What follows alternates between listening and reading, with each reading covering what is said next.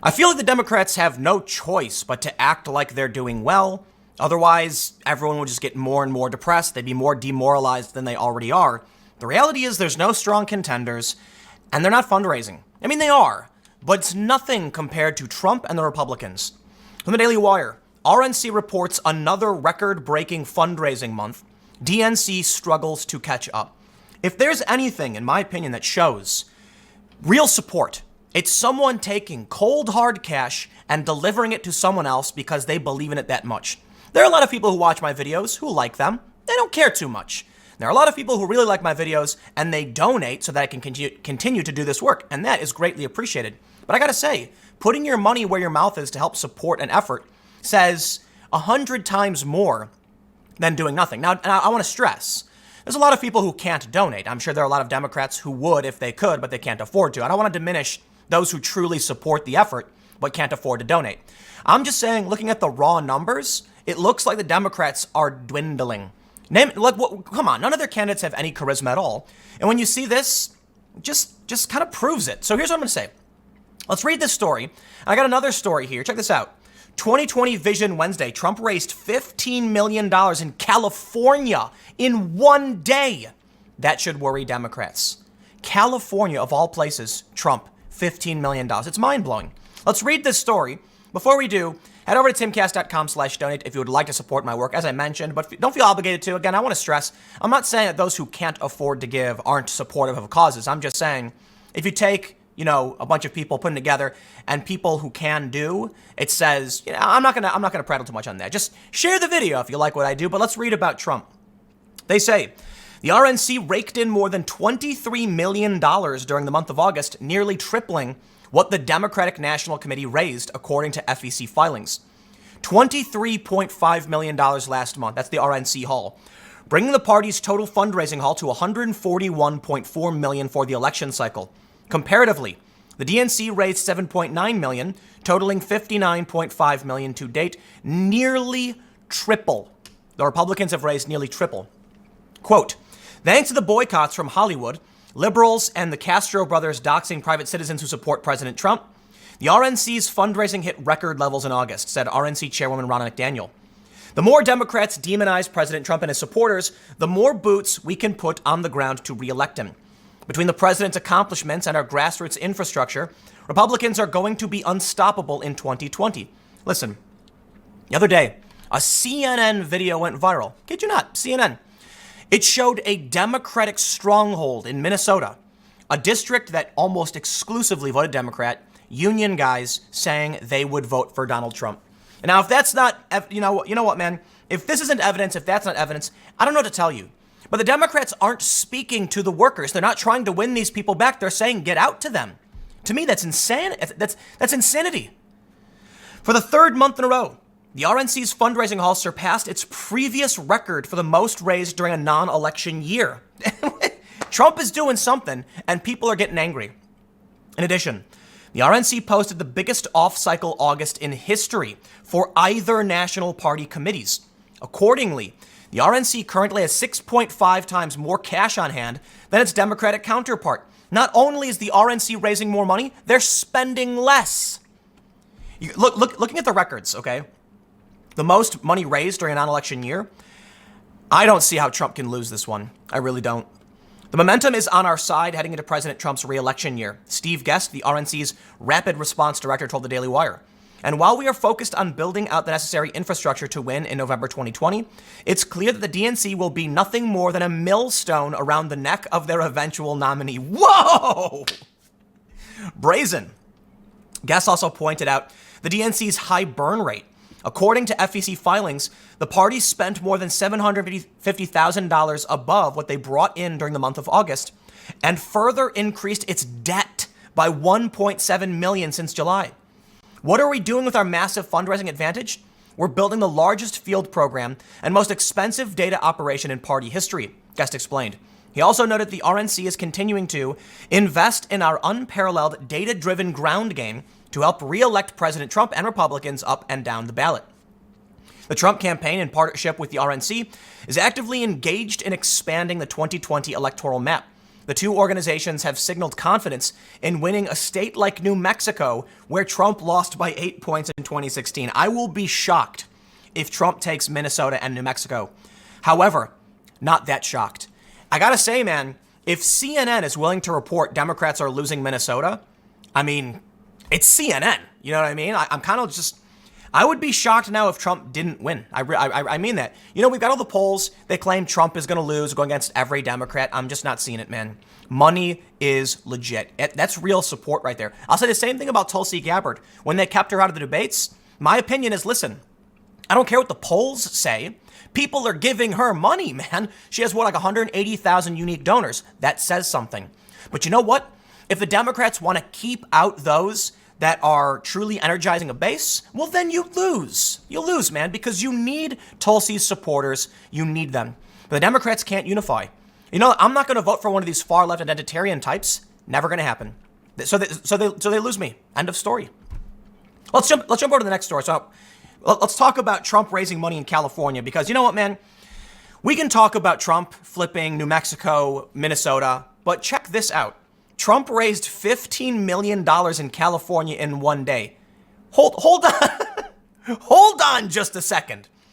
I thought for the entire month of August, hold on. Last month, the DNC raised $7.9 million. Donald Trump himself, in one day from California, brought in just around double what the DNC brought in for the entire month of August. From Yahoo News, which I will admit I'm not a big fan of, especially after the recent fake news spat, but let's read. When President Trump touched down in California Tuesday, local Democrats seemed to greet his arrival largely as a platform for protest, with at least 100 demonstrators lining the road near his first event as enormous baby Trump and Trump chicken balloons hover overhead. But the real reason Democrats should be paying attention to Trump's current California swing isn't because it's a prime opportunity to register their displeasure with policies on immigration, emissions, and forest management. Instead, Democrats' cause for concern should be the mountains of money Trump is raising here, and more importantly, the right-wing energy that money represents. California has long been an ATM for politicians of both parties. But even so, Trump's haul this week is expected to be eye-popping. At Tuesday's secretive Petrola Valley luncheon, where ticket prices ranged from $1,000 to $100,000, and attendees were whisked to an undisclosed luncheon by shuttle, Trump raked in $3 million. Later that night, at a Beverly Hills soiree hosted by billionaire developer and longtime Trump supporter Jeffrey Palmer, the president added another $4 million to his tally. On Wednesday, he expected to bring the trip's grand total to $15 million with a Los Angeles breakfast and San Diego luncheon. That's $15 million in a single state in less than 24 hours. By comparison, Kamala Harris raised $11.8 million nationwide during the entire second quarter of 2019. Let me stress, the DNC raised just about half for the entire month of August, half of what Trump raised in a single state, in California of all states. I'm gonna have to say, the Democrats just are completely fractured and non-existent. You know what, the more I see this, the more I believe literally everyone secretly supports the president. I'm going to say it. Now, I get it. Kamala Harris raised money. But how is it that for the entire second quarter, for the entire country, she couldn't even get close to what Trump could raise in a single day? Something's happening.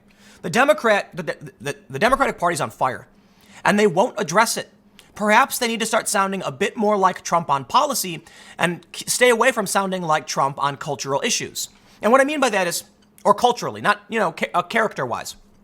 We got a Democrat, okay?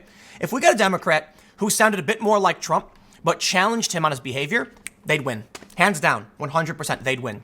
That's why I like Tulsi Gabbard, because she's played the more moderate position on Democratic policies as it pertains to abortion and identity politics. Take someone, have them say, very similar things to Trump and get rid of the potty mouth, and I think they'd win. They won't, though. The Democrats can't win because the far left has taken over. We're done. Let's read a little bit more. Though he ran an unconventional and underfunded campaign in 2016, big money has become the new normal for Trump. Back in June, the president's re-election campaign and two joint fundraising committees raised nearly $25 million in a single day. What? And wait, hold on. The president's reelection, wow, an all-time record and more than any 2020 Democrat other than Buttigieg. Also, Buttigieg raised money. Has raised in an entire quarter. Then Trump, in a single day, come on, wow. Then Trump and his various committees announced that they'd amassed $108 million in the second quarter of 2019, surpassing even Barack Obama's haul from the equivalent period of his 2012 re-election campaign. Overall, Team Trump has raised $204 million to date for 2020, which is more than every Democrat combined. Anybody who's acting like Trump is going to lose, you're nuts. Take that money. Take the money out of your pocket. Go to Vegas and bet on Trump losing right now. Do it. You won't do it. You won't. Because everybody knows it. Michael Moore even says it. Bill Maher is saying it. We know it. Trump's going to win. He's going to win because the Democrats are nuts. It's because the Democrats are nuts, and we know that too. This is shocking. I didn't even realize Trump was shattering records of this magnitude. The usual fear about such sums of cash. The usual fear about such huge sums of cash, which could eventually total as much as $2 billion. What?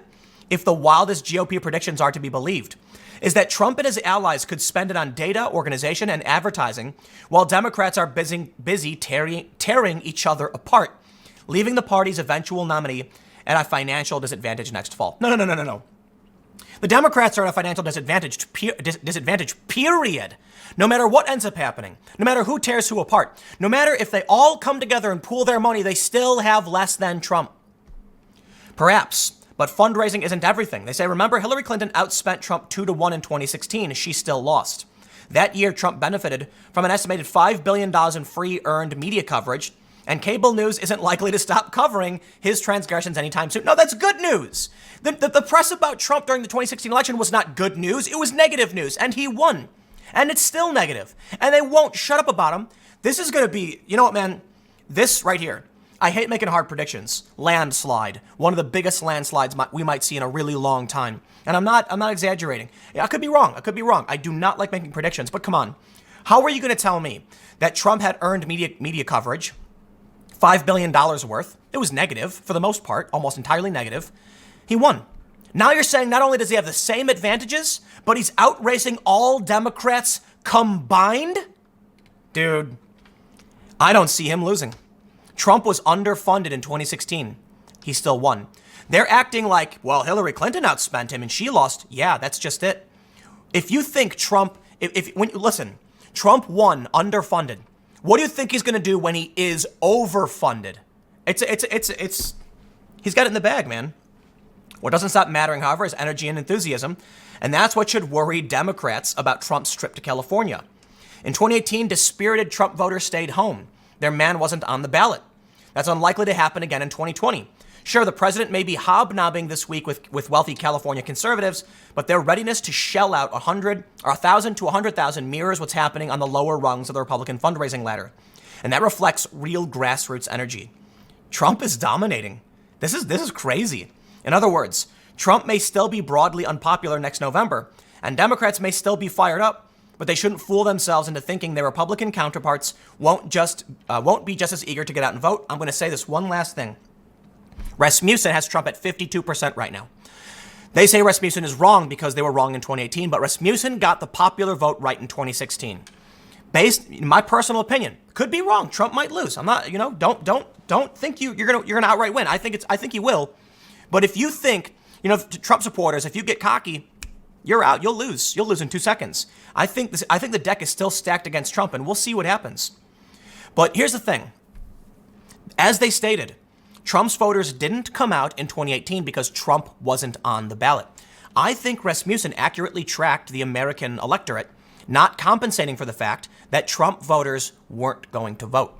So I think all of these other polls are looking at the old school, the pre-Trump era, and they got it right. The pre-Trump era shows Trump losing because it doesn't account for Trump's base. Rasmussen does account for Trump's base and overestimated when it came to 2018. They were wrong. Or I should say, yeah, they planned on Trump's base coming out and they didn't. Take all this data, put it together, and what do you get? If I was a betting man, I'd go to Vegas and bet it all on Trump. I wonder what the odds will be. Now, actually, when you look at the betting odds, Trump is favored to win heavily. Well, there's your data. I don't even know what to say to Democrats at this point. I don't see how you can keep playing this game of woke outrage, blaming the president, insulting him, calling him all the names in the book, when this is what's happening. The support behind this man is insane. Let me just stress, he's raised more money than every Democrat combined. He's personally raised more money in a single day than the entirety of the DNC raised in a month. That's nuts.